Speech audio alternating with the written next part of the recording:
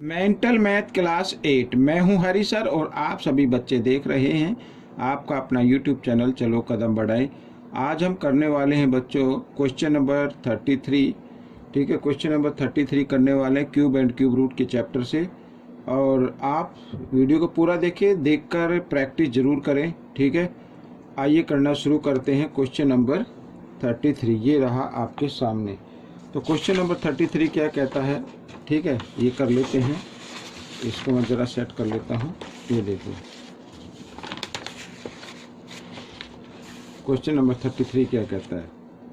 Question number 33 कहता है difference of two perfect cube is 279। ठीक है, टू परफेक्ट क्यूब हैं, उनका डिफरेंस गिवन है if the cube root of the smaller number is 4। Cube root given है बच्चों, ठीक है, cube root of smaller number 4 दिया हुआ है। तो 4 का क्यूब क्या होगा ये आपको फाइंड आउट करना पड़ेगा। Then find the cube root of the larger number. Larger number का आपको क्यूब रूट फाइंड आउट करना है। ठीक है ना, आइए करना शुरू करते हैं। तो लार्जर नंबर का हमें क्यूब रूट फाइंड आउट करना है। तो सबसे पहले हमें क्या फाइंड आउट करना पड़ेगा, क्यूब फाइंड आउट करना पड़ेगा, उसके बाद क्यूब रूट फाइंड आउट करेंगे। ठीक है, तो सबसे पहले हमें करना पड़ेगा cube root of small number. ये लिख लो, cube root of small number. Cube root of small number है 4। ठीक है, तो क्यूब कितना हो जाएगा, क्यूब ऑफ स्मॉल नंबर तो कितना हो जाएगा, 4 को 3 टाइम्स मल्टीप्लाई कर दो। ठीक है, तो कितना आ जाएगा, 64 आ जाएगा। अब 64 आ गया है और डिफरेंस गिवन है यहाँ पर। ठीक है, तो हम सबसे पहले अब लार्जर नंबर भी फाइंड आउट करना है। The larger number, let the larger number,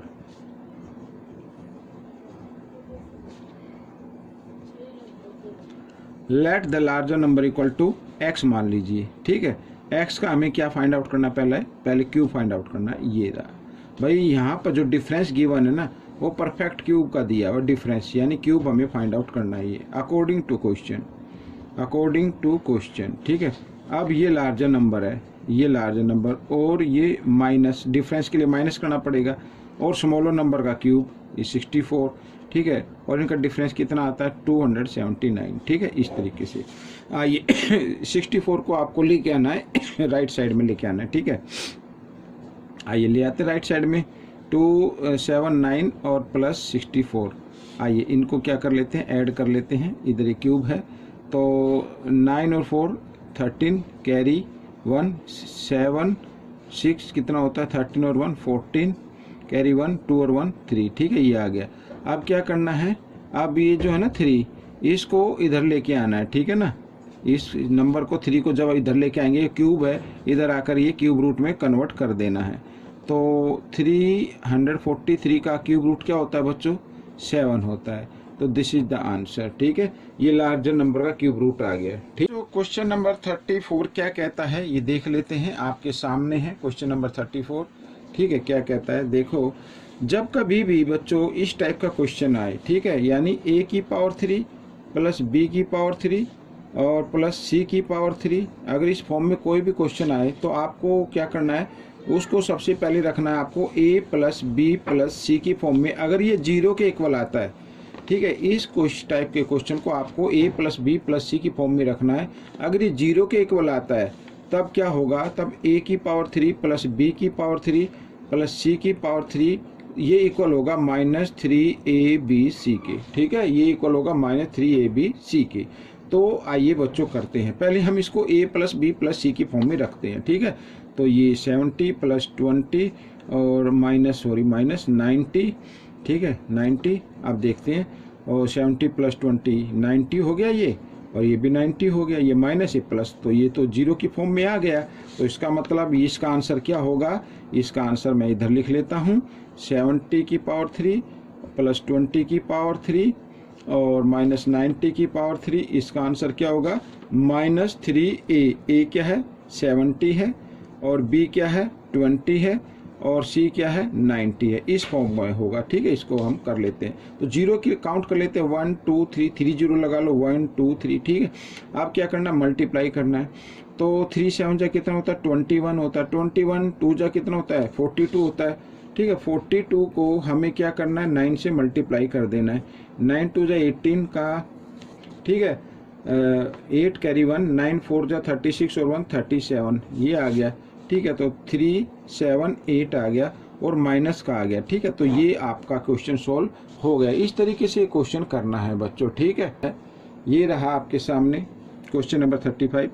question number 35 कहता है कि ये 1729 is called a Hardy Ramanujan number. ठीक है, because it is smaller number expressible as a sum of two cube in two different ways, which two pair will give this number. तो बच्चों इस type का कभी क्वेश्चन आए तो ये क्वेश्चन आए तो इसमें सिर्फ एक ही होता है। देखो बच्चों, ये हार्डी रामानुजन नंबर कहलाता है। अब ये जो लिखा है ना 1729, ठीक है, ये है एक परफेक्ट क्यूब है। इसको हमें टू डिफरेंट वे में लिखना है। ठीक है ना, और जिसका क्यूब क्या आ जाए, यही आ जाए। तो 2 में जैसे मान लीजिए हम लिखते हैं 1 का क्यूब। ठीक है, 1 का क्यूब और 1 का क्यूब और इधर 12 का क्यूब। ये एक तो ये नंबर होगा 1 और 12। आप करके देख लो, 1 का क्यूब 1 होता है और 12 का क्यूब क्या होगा बच्चों। 12 को देखो यहाँ पर 12 को 2 टाइम्स मल्टीप्लाई 144 आएगा, इसको 2 से फिर कर दीजिए। तो 2 4 जा 8, 2 4 जा 8, 2 1 जा 2। ठीक है, फिर ये 1 4 4 1 इस तरीके से। तो 8 और इधर क्या आ गया 2 आ गया, 12 हो गया ना, 4 और 2 1 6 और 1 7, इस तरीके से ये आ जाए 1 7 2 8। ठीक है, ये आ गया। तो अब हम इसको अगर ऐड करेंगे तो फिर वही नंबर आ जाएगा। तो एक तो हो गया 1 क्यूब। ठीक है, एक तो इस वे में हम लिख सकते हैं 12 का क्यूब, यानी 1 और 12 आप ले सकते हैं, इसके क्यूब के फॉर्म में हम लिख सकते हैं। सेकंड थिंग है इसमें कि अगर हम 9 क्यूब और प्लस 10 क्यूब कर दें तो भी यही नंबर आता है। ठीक है, 9 का क्यूब आपको मालूम है 729 होता है और 10 का क्यूब क्या होता है 1000 होता है।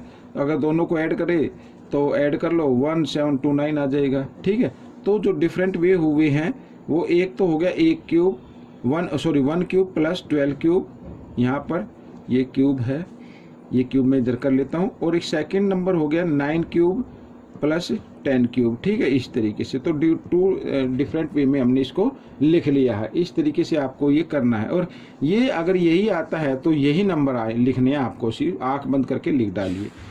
अब हम करते हैं क्वेश्चन नंबर 36 जो आपके सामने है। क्वेश्चन नंबर 36 क्या कहता है, इसको भी सिंप्लीफाई करना है, बहुत ही इजी तरीके से करना है बच्चों, बहुत ही इजी है। ठीक है, तो आपको क्या करना है, क्यूब रूट फाइंड आउट करना है और फिर प्लस करना, बाद में माइनस कर देना, या तो आप बेसिक मेथड से कीजिए।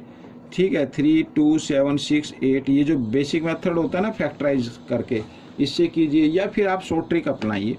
तो ऐसे में क्या लेना, लास्ट के 3 डिजिट लेने हैं आपको, लास्ट के 3 डिजिट, और 3 डिजिट का ये 1 प्लेस वाला डिजिट देखना है आपको। ये ए है 8, ये आता 2 के क्यूब में।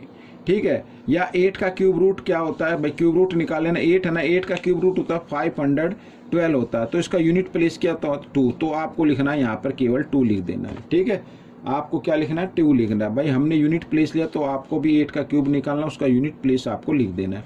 अब इसका काम खत्म हो गया, आगे रहेगा 32। अब 32 देखना है ये किसके परफेक्ट स्क्वायर नंबर के बीच में आता है, और जो जिसके बीच में आता तो हमें स्मॉल नंबर लेना है। ठीक है, तो जैसे 3 का क्यूब रूट, सॉरी स्क्वायर नहीं, क्यूब रूट के बीच में, तो 3 का क्यूब रूट क्या होता है, ये होता है 27, और 4 का क्यूब रूट क्या होगा 64 होगा। तो हमें तो स्मॉल नंबर लेना है भाई, 27 और 64 के बीच में ही तो आएगा ना 32, हमें स्मॉल नंबर लेना है। ठीक है, तो 3 यहाँ पर क्या लिख देना है 3 लिख देना है, प्लस का साइन। अब ये नंबर आ गया, तो लास्ट में क्या है 3 डिजिट लेना है। तो 5 का तो 5 ही आएगा, आपको मालूम ही है। ठीक है ना, 5 का स्क्वायर करो, क्यूब रूट करो। ठीक है, तो उसका क्यूब रूट निकालेंगे तो 5 का तो 125 आएगा, 125 का ये यूनिट प्लेस आपको लिखना है। आगे बचा है 91, तो 91 अब हम देखते हैं 91 जो आएगा बच्चों, वो 4 के क्यूब होता है 64 और 5 का क्यूब होता है 125। ठीक है, इन्हीं के बीच में आता है, तो हमें तो स्मॉल नंबर वाला लेना है, तो क्या लिखना है 4 लिख देना है आपको इधर। ठीक है, ये आ गया, और माइनस। अब ये इसमें देख लेते हैं अब पीछे लास्ट के 3 डिजिट, ठीक है, 3 आया है, 3, ठीक है।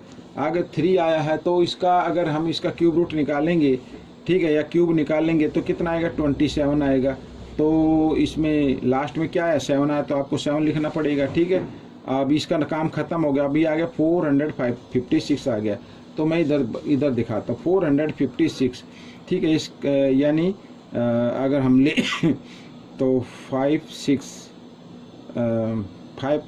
का क्यूब रूट 6 7, ठीक है। 7 का क्यूब रूट क्या होता है बच्चों, 7 का क्यूब रूट होता है 343, ठीक है। और 8 का क्यूब रूट क्या होता है 512। तो 512 ज़्यादा हो गया, हमें स्मॉल नंबर पे लेना है। और 343 का क्यूब रूट क्या होता है 7 होता है, तो इसकी जगह क्या लिखना होगा, 7 लिखना होगा, ठीक है, इस तरीके से। तो आइए पहले ऐड कर लेते हैं 5 और 2 7, ठीक है, और 4 और 3 7 और माइनस 77, ठीक है। ये माइनस हो गया, ये प्लस हो गया, माइनस प्लस माइनस, ये 0 आपका आंसर आ गया। हो गया क्वेश्चन, कोई ज़्यादा मुश्किल नहीं है, बड़ा इजी क्वेश्चन है। क्वेश्चन नंबर 37 क्या कहता है, देखो आपके सामने है क्वेश्चन नंबर 37, ठीक है। क्या कहता है क्वेश्चन नंबर 37, कहता है बच्चों, इसको थोड़ा सा मैं जूम इन करना ही पड़ेगा ताकि थोड़ा आपको अच्छे से दिखाई दे, ठीक है। फाइंड द नंबर ऑफ 1000 इन, ठीक है, 1000 फाइंड आउट करने कितने 1000 है। तो सबसे पहले बच्चों 24,000 आएगा बच्चों, 2 और 5 के फैक्टर में आएगा, ठीक है ना। तो इनटू, और यहाँ पे 2 की पावर 4 है, इधर भी 5 की पावर 4 है, तो सेम पावर है, तो हम इसको लिख सकते हैं 2 × 5 की पावर 4, ऐसे लिख सकते हैं, ठीक है। आगे कर लेते हैं 24 और इंटू 10 की पावर 4 लिख सकते हैं, ठीक है ना, इस तरीके से। 5 2 10 होता है ना, और तो इसका मतलब क्या हुआ 24 और 10 की पावर कितनी है 4, तो 4 0 लगा दीजिए, 1 2 3 4 इस तरीके से। अब पूछा कितने 1000 है, 1 10 100,000 10,000, ठीक है, और 100,000, तो 24, ठीक है। हम फाइंड द नंबर ऑफ 1000, तो कितने 1000 है, 240,000 है बच्चों, 240,000 आ गई। 1000 पूछा ना, 1 10 100,000 10,000 100,000, तो 240,000 बन गए, ये आपका आंसर आ गया, ठीक है। आइए करते क्वेश्चन नंबर 38, ये क्या कहता है, ठीक है। Find the number of 100 find out करना है। अब ये नंबर मैंने ऊपर लिखा, मैं एक बार लिख लेता हूँ, ये कुछ नंबर इस तरीके से लिखा हुआ है, ठीक है। तो आपको क्या करना है, पावर सेम बनानी। 5 की पावर 2 है, तो 2 की पावर भी हम इस तरीके से लिख सकते हैं इसको, 2 की पावर 2 और इंटू 2 की पावर 2 और इंटू 5 की पावर 2, और इसको एक ब्रैकेट में डाल लीजिए। पावर सेम हो गई ना 5 की और 2 की। भाई 0 लाने के लिए 2 और 5 का पावर होनी चाहिए, ठीक है। 2 और 5 के फैक्टर में ही हम जीरोज फाइंड आउट कर सकते हैं, और उसी में 100 आ जाएगा। अब सबसे पहले 24 और 2 को 2 की पावर 2 है, तो उसको लिख सकते हैं 2 × 2, ठीक है। और यहाँ पर लिखा जा सकता है 2 × 5 की पावर 2 लिख सकते हैं, ठीक है। अब इसको मल्टीप्लाई कर लीजिए, इधर 14 2 जा 28 2 जा 56, ये आ गया। और 5 2 जा कितना हो गया, इधर 10 की पावर 2 हो गया, ठीक है।